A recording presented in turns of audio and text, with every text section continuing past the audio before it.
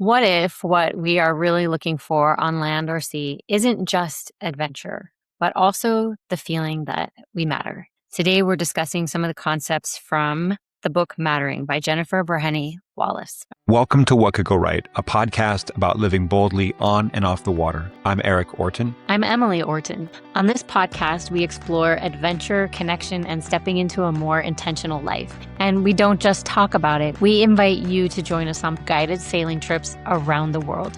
And if you stick around to the end, you'll hear our sailing update where we share where we're going, when, and which trips still have space. And you'll hear a sailing takeaway from somebody who's already come on a trip with us. We run a small travel company where we take people sailing in beautiful destinations around the world. And the destinations are gorgeous. The sailing, paddleboarding, hiking, kayaking, playing in the water, that's fun. But what makes each trip really special and truly unique are the people. Yeah.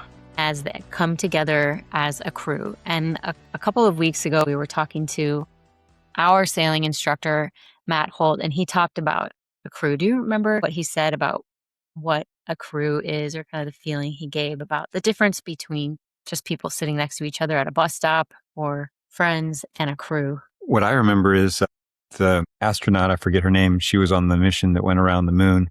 And she talked about what a crew is. Oh, yeah. Tell us about that, because it's the same idea. Well, I don't have it at the tip of my tongue, but basically you're coming together for a purpose and you're accomplishing something together. It's different than a conference where you come to learn and hear and absorb or network or whatever. A crew, you're there to go on a journey together, I guess. Yeah, I liked what you said about you're actually going to accomplish something. You're not just walking next to each other. You're actually working together for a common end goal. And that's something really special about the friendships that form on these sailing trips, because everybody gets that chance to know that they really belong and that they matter. I just want to start off with the question, when have you felt like you truly mattered in a group, and what made it feel that way? I think team sports is a real great metaphor for this. You know, I don't play a lot of team sports now, but growing up, I was on a soccer team, I was on a football team, I was on a baseball team, and, you know, and I played sand volleyball and things like that. And you don't want to let your teammates down. You want to succeed. You don't want to be a ball hog, but you also don't want to miss the opportunities that your teammates give you when they give them to you. You know, you don't want to miss their assist, and you also want to assist them when it's their turn to put it, you know, into the net or what have you. And I think families are a crew. Anyway, those are just two ideas. One that I've heard you talk about often and that I've experienced as well is growing up, I was in the high school musicals, and we were a group that was together, not just to learn something, but to accomplish something. And we all had to work and do our different parts at different times to be successful at it. And we could all cheer each other on. So that was one of the times. And I felt it when working on group projects. You know, it's really that thing. And I remember, Eric, you said something really beautiful one time. You said that when you go through something together, that bonds you in a special way. And that's kind of what each of these experiences has in common. Yeah, I think unless you've had to go through something together, you don't become close to other people. And okay, here's a weird example. Yeah, let's hear it. We love weird examples here at the What Could Go Right show. You go to a movie theater, and there's a low key level of bonding when you watch a story unfold together. You've all gone through something together, and the same thing could be said for a play. You come together in a very light way. And like when we went to see the Black Panther in New York City in Harlem, and at the end, we all had a response to that movie together. Yeah. And so I think that's probably the lowest form, where you watch something together because you have a story in common now. You have that story, those characters, that arc. But then when the more you participate, the more you're actually involved and hands-on, and the more everyone is involved and hands-on, the closer knit you become. I experienced this going camping when I was young. I experienced this when I go rock climbing, like you, doing theater or performing in a band or a piece of music or an orchestra. You know, when you are involved and you're contributing a component, that's like the maximum level. When you're actually engaged in some sort of physical, tangible, emotional way, as opposed to just being a passive observer. You can still come together by passively experiencing something together, but the more proactive you are, the closer the bonds. I see this every trip. People make friends They want to be in touch. They're all sharing their flights home. Hey, this is, I got home safe, and here's a picture of my dog back in my house, and then You want to stay in touch after having had experience together. That and makes sense. while I was on this year's Croatia trip, the group from last year's Croatia trip were all chiming in, talking to each other about something totally different. But I was like, this is crazy that while I'm here in Croatia again, last year's crew is still going back and forth about something because you make a connection. Yeah, it's true. I felt it so much when we lived in New York City. You call yourself a New Yorker, that means something. Just knowing someone else who has lived, especially on Manhattan Island like we did, you're like, oh, I get you, I get you, I get you. And then there are those people who you're actually doing everyday life with, helping raise each other's children and having dinner at each other's homes and meeting up at the playgrounds. And those people are definitely the people that I most often want to reach out to and say, here's what's going on in my life now, because we were doing life together in a place that was so physically demanding. Nobody goes there for the comfort and convenience.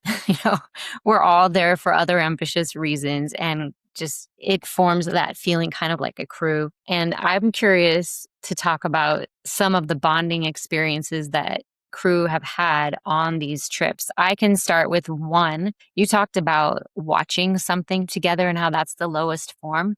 And it gets elevated when you're on a boat together because you've sailed to that destination, you've anchored together, you've prepared the meal together.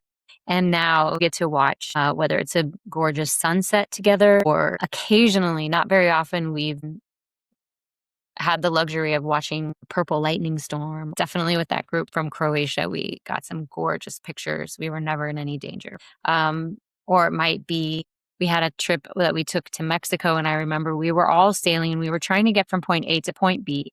And there was a general curiosity about if we might see some great whales because it was in the season of, their travel. And we spotted one. And everyone suddenly didn't care about getting to point B. The destination didn't matter. We just wanted to stay with this whale as long as possible and just observe it and watch it. And nobody even had to coordinate or speak to each other to recognize that we all want the same thing. And everyone was on the lookout, watching to see where this whale might surface. And when the whale did surface, again, no talking required. Everyone just held their breath, basically silence and awe to observe this gorgeous whale and enjoy this incredible opportunity. And then when we got a tail flip, it was just clapping, energy went crazy on the boat. And it was all we were so naturally in sync through sharing the experience. And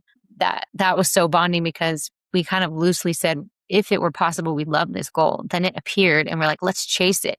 And everyone just immediately agreed, we don't need to get to our anchorage by this time. We need to follow this whale. And we did it, and we were rewarded richly for it. And it was at the beginning of the trip. And that was one of the things that really immediately brought the crew together because everyone was like, we just went through that together. We all wanted the same thing and we were all keeping our eyes out and we got it. And it was amazing. And, we have this that we shared. Yeah. And I love that. And there are those magical moments on each trip that are completely unique. Mm-hmm. And, it's the same for any crew experience. Yes, on our trips, but also, every sports team, every theater troupe, every, the cast of a show, every, rock band, you're going to have moments that are in every family, every couple, you're going to have these moments that connect you and that only you and those people you're with share. And you're the ones that you're problem solving with, the ones that you're dreaming and, saying that, hey, wouldn't it be great if we saw a whale? The equivalent of that in whatever area of life you're talking about. And then when that thing appears or comes to be, then you can celebrate together. Yes. And that's really connecting. Yeah, that is really connecting. Well, I think there are a lot of things that seem really subtle and people might not notice, but there are things that we do to help build that sense of belonging. And I want to talk about what some of those are. And before we do that, I want to share from Jennifer Breheny Wallace's book, Mattering: The Secret to a Life of Deep Connection and Purpose. Boy, where's the camera? There we go. It's this book. The mattering core is recognition you and your actions are valued and your absence would be felt. Very true on the boat. Reliance, you feel needed because others depend on you. Very true on the boat. Importance, you feel significant because you're prioritized. And you'll talk probably about some ways that we hope to help you feel that way. Ego extension, you feel cared for because others are invested in your well being, for sure on the boat. And attunement, you feel deeply understood and meaningfully responded to. I've also seen that on the boat. So we might not call out every single one of these as we talk about things that we do or what has happened on these sailing trips, but that's kind of the foundation. And then I think it's great to just talk about some of the subtle things we do by design to help create that sense of belonging, that sense of mattering, and that the little steps that bring a crew together. Yeah. I mean, one thing that comes to mind is first thing, I always like to make sure that everybody knows everybody's name. Mm-hmm. We actually, this is once you're meeting. Yeah. I'm Okay. sorry. What are you talking about? Yeah. I'm just saying, yeah, when we all get together, we're at the dock. We have a crew meet and greet beforehand where everybody gets on a Zoom call. We all put faces with names. We all talk through the arrival details and answer questions. And it's a real good way to just start connecting. And then when we get there, we go out to dinner, and I want everybody to know everybody else's name because it's really awkward to spend a week on the boat and be like, what's their name again? And so just that fundamental thing. I remember randomly a Malcolm Gladwell book where he's talking about the surgery and like the operating room, and how one of the new procedures that they're always trying to increase accuracy, effectiveness, customer care or patient care and all that sort of stuff. And one of the things that they realized was that if people didn't feel recognized or important in that situation, they might see something that is a problem, and they feel less willing to speak up unless they're recognized. Like the doctor knows their name. Yeah, I'm not a medical practitioner. I don't work in the healthcare industry, but my understanding is that one of the very common procedures in an operating room is everyone will go around and introduce themselves and say their name so that everyone has a moment to feel recognized and known and acknowledged. That way, as they go into the operation as a team, they're able to, first of all, they feel a sense of value, that they matter in what they're doing because each person is there for a specific reason, and they can back each other up, double check each other, things like that. And whereas if you go in and you're never looked in the eye, your name is never said out loud, nobody acknowledges your presence, you feel diminished, you feel unimportant, and you feel less empowered to contribute when your special skill or awareness or ability is most needed. And so I really think that there's power in just looking everybody in the eye, making sure that everybody has a chance to say their name, to have somebody else say their name out loud to them. It becomes a little bit of a joke because I'll quiz people on names or they'll say their name and it's a little bit of, hi, my name's Jennifer. Hi, Jennifer. Yeah. But everybody says their name out loud. Yes, it really does make a difference. Yeah. So that's one of the first things we do after we've settled into our cabins and we're just going out to dinner that first night. And I think it really is. It might feel a little cheesy, but I actually think it's really effective and important. That is a good one. I'm also thinking about how everybody knows what's going to be expected of them and what they can expect on the trip. And one of the first things is we've ordered all this food so you can have good stuff to eat, good snacks, good treats, good meal options, and that food arrives, but it needs to get put away. Mm-hmm. And that's kind of the first group activity is, where are we going to put this? And you say, this is going to be a little different than at home. It's going to maybe go under a bench or in a floorboard, and we need to know where it is. And you start setting aside team leaders, like who's going to be in charge of this? And it's a little activity or game. And that helps people feel you're allowed to look in and touch every part of this boat. We want you to look in and touch all the food. You're not a guest on our boat. Like, this is your home. That's for you to eat if you want. And you want to feel like you know where everything is. And you're allowed to just lift up the floorboards and grab that bag of chips or whatever you might want. But it also helps you work with the other people. Hey, we just did something together. And then you're always so grateful, and they do such a great job, and you give them labeling materials. And so everybody can know, and you can say, hey, thank you to these folks who organized our groceries, and this is where they will be. And one of the things that I love that you do is you get through all that, and it's kind of like, oh, hey, here's my luggage. Let me get my cabin set up. Is my air conditioning working? Like, what's happening here? Where are the bathrooms on the dock? Obviously, they're right in your cabin on the boat. But then we're all going to get ready to transition again. We're going to go out to dinner. We've just had the hustle and bustle of travel and arrival, and now we're going to go sit and relax, and a waiter's going to take our order, and we're just going to look at each other in the face, learn each other's names, and you'll usually ask a question or sometimes multiple questions that everybody gets to answer. And now they're going to start off the week with these little handles. Like, I've gotten to share something of myself, and other people can say, oh, you're interested in this, check out. Or, oh, that's your favorite color right there. Or maybe it'll be sharing music that they like. That's another way they've done connection. That's a really fun one. Yeah. And I always like to give people a chance to be as involved and hands-on as they want to be with the sailing. And that includes raising the sails, setting the anchor, raising the anchor, docking. I always need help when we're docking. And I think it's a very different feeling when you help bring a boat into dock, or you help take a boat out from dock to the water, or you raise the sails and then we turn the boat and we catch the wind, and all of a sudden the boat is moving by wind power. When you've contributed to that setting up or that transition, you know, getting the boat underway or getting the boat sailing, it's like there's like a payoff. Yeah, like us, almost a little cheer inside of you. Yeah, as skilled and capable as I am, I can't do it all on my own. I could do a lot of it and it would be heavy lifting, but many hands makes light work. And I really appreciate, and I like to always praise my crews. That's something we learned early on, that they love to be, no matter what age you are, you never have capped out on encouragement or praise. So if you came on board and you learned how to coil the ropes in a tidy mat so that they don't get tripped over, or the wind doesn't blow them around or whatever, and the captain says, nice job, nicely done, that always feels good. You're really good at that. I like to be generous with kind words because they don't cost anything and they make us all feel good. And people are very generous to me too. I mean, people are very kind and say lots of nice things to me as well. So it works both ways, and it creates for a really good vibe on the boat. I just love being able to share. This isn't really something that goes in our advertising materials or that we talk about very often, but there is a culture of kindness and generosity on these boats. And if people are coming aboard, they can anticipate that most of the people will have zero to little experience, and that you're going to get a lot of praise, that you're going to get some good-natured instruction, and everybody's going to be encouraging each other. And it is interesting how it builds through the week as people feel like, these are my friends, I want to do something nice for them, you know. And another thing that we have is everybody, you can serve yourself breakfast, serve yourself lunch, and then take turns making dinner. But what inevitably happens is that someone will volunteer to say, I want to make a big breakfast for everyone at some point during the week. Oh, we have all these eggs and cheese, I want to make omelets, let's pull out the bacon,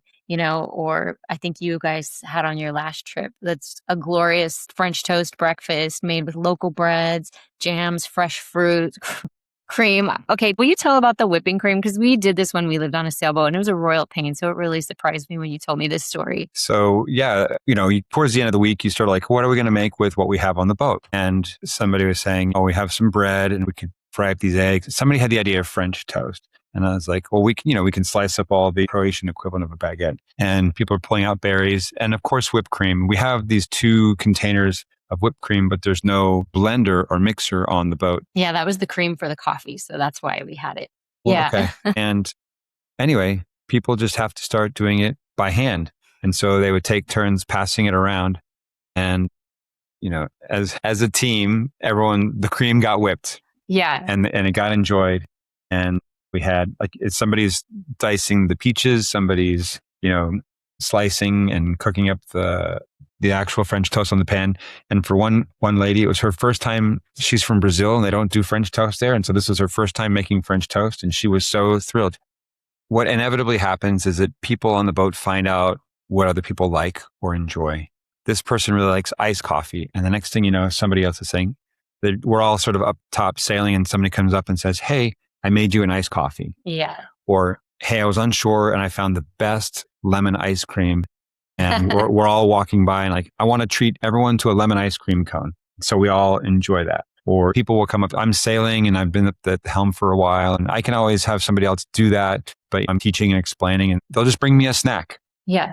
Whatever they're making downstairs, they put together a little bit of it and they bring it up and like, hey, here's some crackers, some cheese, here's some fruit, here's some bread with oil and salt and pepper. And people do these really kind, just acts of generosity and thoughtfulness. And sometimes they tease each other. This last trip, there was actually more practical jokes and teasing than we've had before. But people are friendly with each other. People are generous towards each other. And I always just love seeing people find ways to be kind and giving to each other. And I think that generosity is part of the spirit of a crew. A crew doesn't try to tear each other down. A crew tries to build each other up. Yeah, that is fantastic. I think I'll just reiterate what we said at the beginning, that we sail in gorgeous destinations. We go to Bora Bora, going to Norway, Croatia, Athens, Napoli in Italy, like the Bahamas, the British Virgin Islands, the Sea of Cortez in Mexico. The places are gorgeous. The water is incredible. It's stunning. Playing in the water, snorkeling, paddleboarding, kayaking, all of that is so fun. But you will find that it's the people that you come with. It's the people that you meet on these trips. The people that these kind of trips attract are the kind of people who want to be generous, who want to share, who want to learn together, who want to have this experience together. That makes it even more meaningful to them is, hey, now I have all these new friends. And that is why those group chats continue to light up, months, years later, people saying, I thought of you. I remembered you. You matter. What could go right? Hey there, this is Eric. Before we wrap up, I just want to give you the sailing update. We are heading into our 2027 season. As of this moment for 2026, we do have one solo female spot on our Bahamas trip in November the 9th through the 14th, and that's going to be in the Abacos northern part of the Bahamas. Otherwise, 2026 is sold out. If there's any trip you want to jump on, you can join the wait list. But 2027, here's what we have going on. January 25th through the 30th, we're going to be in the Virgin Islands. That trip is also sold out, but we might open up another one in that same month or February. So if you want to go sailing this winter in the Virgin Islands, you can join the wait list for that. Just ping us and we'll send you the link to join that. In the Bahamas, March 1st through 6th, we're going to be in the Bahamas. It will most likely be in the Exumas, which is the southern part of the Bahamas, sailing out of Nassau. April 5 through 10, we're going to be in Mexico. La Paz, beautiful, stunning snorkeling, sailing, one of my favorite spots. So Mexico, April 5 through 10. May 1st through 8th, we are going to be in Tahiti and Bora Bora. The plan is to do a one-way sail from an island just off of Tahiti called Raiatea. And we're going to sail the boat to Bora Bora, which is kind of like that iconic lagoon with those bungalows out over the water. Anyway, that's May 1st through the 8th. Then that's the end of our spring season, winter and spring, and we come over here to Europe. June 5 through 12th, we will be in Italy. And July 10th through the 17th, we will be in Greece. August 7th through the 14th, we'll be in Croatia. September 4th through the 11th, we'll be back in Italy. September 18th through the 25th, we'll be in Greece. These are our shoulder season trips. And then in November, we head back to the Virgin Islands, November 1 through 6, the British Virgin Islands, and then December 6th through the 11th, we'll be back in the Bahamas. So that is the 2027 lineup, the 2 empty spots for 2026. And if you want to join us for any of these, just hit reply to any one of our emails. You can DM us or contact us through social media, and would love to hear from you and see if this might be a fit for you. Would love to welcome you aboard. We can talk about trips all day, but it's more fun to hear from someone who's been aboard. Here's a recent guest takeaway. One thing I'll take away is that I can do things. I think that's another thing I hold back because I have a fear of what will it be? I won't make it. I won't do it. But here we are. We did it. This is like, I was crying up here earlier and Joel's like, why are you crying? I'm like, just having a moment.